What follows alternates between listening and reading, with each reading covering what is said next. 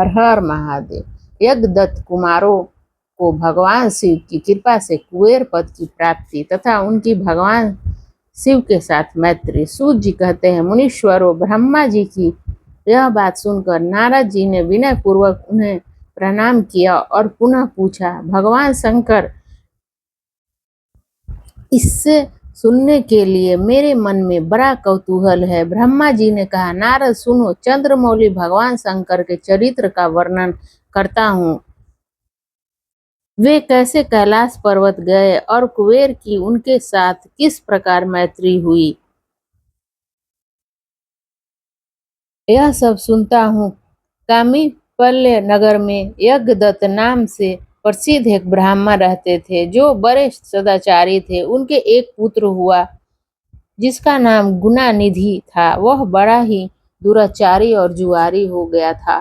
पिता ने अपने पुत्र को त्याग दिया। वह घर से निकल गया और कई दिनों तक भूखा भटकता रहा। एक दिन वह नैवेद्य चुराने की इच्छा से एक शिव मंदिर में गया। वहां उसे अपने वस्त्र को जलाकर उजाला किया। यह मानो उसके द्वारा भगवान शिव के लिए दीपदान किया गया। तत्पश्चात वह चोरी में पकड़ा गया और उसे प्राण दंड मिला। अपने कुकर्मों के कारण वह यमदूतों द्वारा बांधा गया। इतने में ही भगवान शंकर के पार्षद वहां आ पहुंचे और उन्होंने उसे उनके बंधन से छुड़ा दिया। शिव गणों के संग में उसका हृदय शुद्ध हो गया।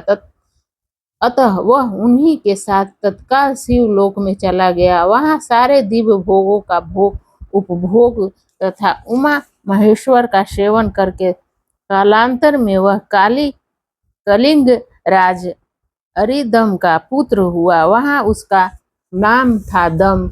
वह निरंतर भगवान शिव की सेवा में लगा रहता था।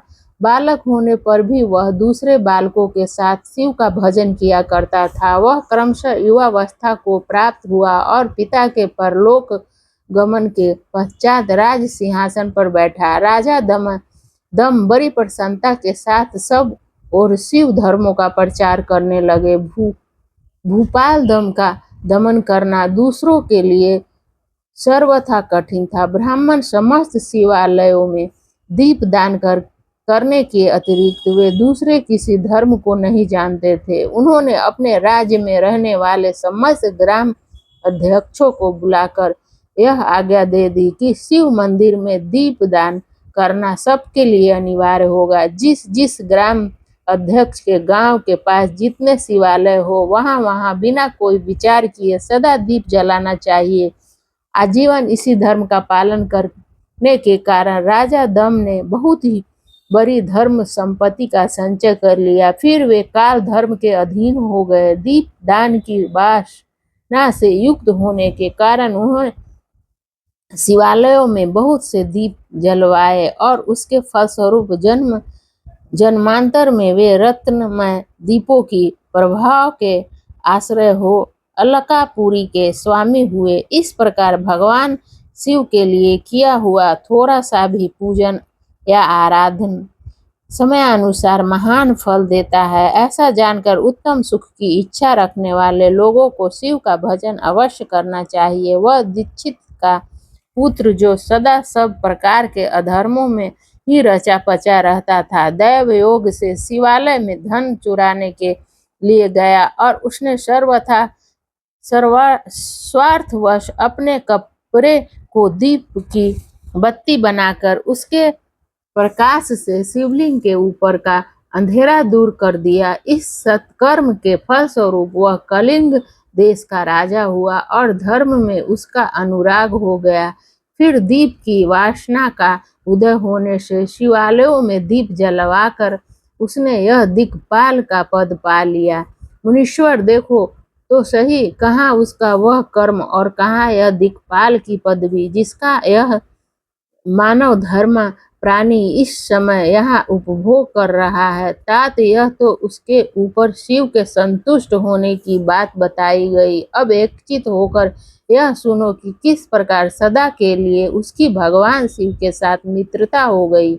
मैं इस प्रसंग का तुमसे वर्णन करता हूँ। नारद, पहले के पद्म कल्प की बात है। मुझ ब्रह्मा के मानस पुत्र पुल्य से विश्रवा का जन्म हुआ और विश्रवा के पुत्र वैश्रवन कुबेर हुए। उन्होंने पूर्व काल में अत्यंत उग्र तपस्या के द्वारा त्रिनेत्रधारी महादेव की आराधना करके शिव विश्वकर्मा की बनाई हुई इस अलकापुरी का उपभोग किया। जब वह कल्प व्यतीत हो गया और मेघ वाहन कल्प आरंभ हुआ, उस समय वह यज्ञदत्त का पुत्र जो प्रकाश का दान करने वाला था, कुबेर के रूप में अत्यंत दुस्सह तपस्या करने लगा। दीपदान मात्र से मिलने वाली शिव भक्ति के प्रभाव को जानकर वह शिव की चित्त प्रकाशिका काशिकापुरी में गया और अपने चित्त रूपी रत्नमय प्रदीपों से 11 रुद्रों को उद्बोधित करके अन्य भक्ति एवं स्नेह से संपन्न हो गया। वह तन्मयता पूर्वक शिव के ध्यान में मग्न हो निश्चल भाव से बैठ गया, जो शिव की एकता का महान पात्र है। तप रूपी अग्नि से बढ़ा हुआ है। काम क्रोध आदि महाविघ्न रूपी पतंगों के आघात से शून्य है। प्राण निरोध रूपी वायु शून्य स्थान में निश्चल भाव से प्रकाशित है।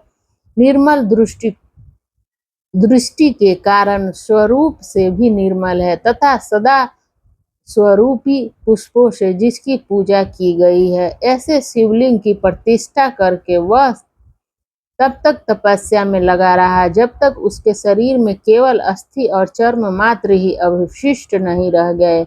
इस प्रकार उसने 10,000 वर्षों तक तपस्या की। तदंतर विशालाक्षी पार्वती देवी के साथ भगवान विश्वनाथ कुबेर के पास आए। उन्होंने प्रसन्न चित्त से अलकापति की ओर देखा। वे शिवलिंग में मन को एकाग्र करके ठूठे काठ की भांति स्थिर भाव से बैठे थे। भगवान शिव ने उनसे कहा, अलकापते, मैं वर देने के लिए उद्युत हूँ, तुम अपना मनोरथ बताओ। यह वाणी सुनकर तपस्या के धनी कुबेर ने जो ही आंखें खोलकर देखा तो ही उमा वल्लभ भगवान श्री कंठ सामने खड़े दिखाई दिए। वे उदय काल के सहस्त्र सूर्यों से भी अधिक तेजस्वी थे और उनके मस्तक पर चंद्रमा अपनी चांदनी बिखेर रहे थे।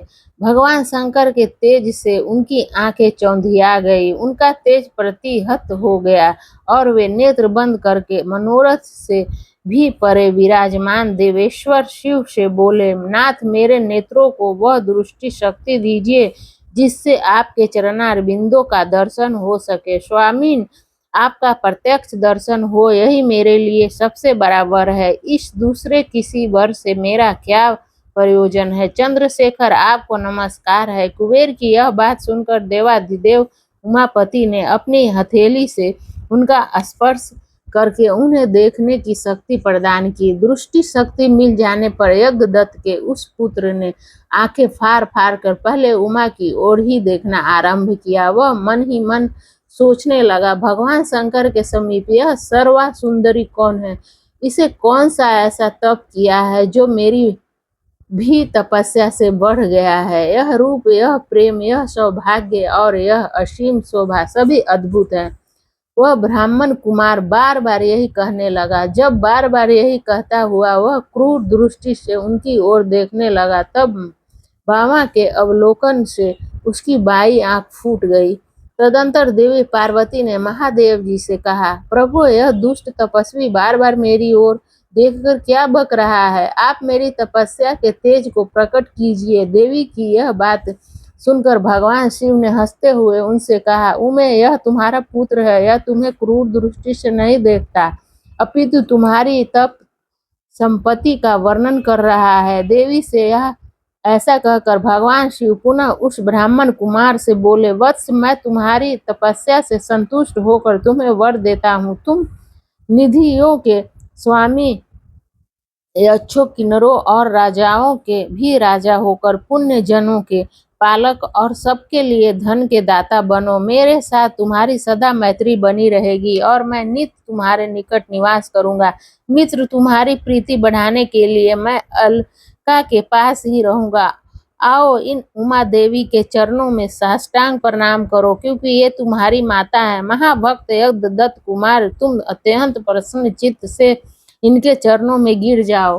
ब्रह्मा जी कहते हैं, नारद, इस प्रकार वर देकर भगवान शिव ने पार्वती देवी से फिर कहा, देवेश्वरी, इस पर कृपा करो। तपस्विनी, यह तुम्हारा पुत्र है। भगवान शंकर का यह कथन सुनकर जगदम्बा पार्वती ने प्रसन्न चित्त हो यज्ञदत्त कुमार से कहा, वत्स, भगवान शिव में तुम्हारी सदा निर्मल भक्ति बनी रहे। तुम्हारी बाईं आंख तो फूट ही गई, इसीलिए यह ही पिंगल नेत्र से युक्त रहो। महादेव जी ने जो वर दिए हैं वे सब उसी रूप में तुम्हें सुलभ हो। बेटा, मेरे रूप के प्रति ईर्ष्या करने के कारण तुम कुबेर नाम से प्रसिद्ध होगे। इस प्रकार कुबेर को वर देकर भगवान महेश्वर पार्वती देवी के साथ अपने विश्वेश्वर धाम में चले गए। इस तरह कुबेर ने भगवान शंकर की मैत्री प्राप्त की और अलकापुरी के पास जो कैलाश पर्वत है वह भगवान शंकर का निवास हो गया।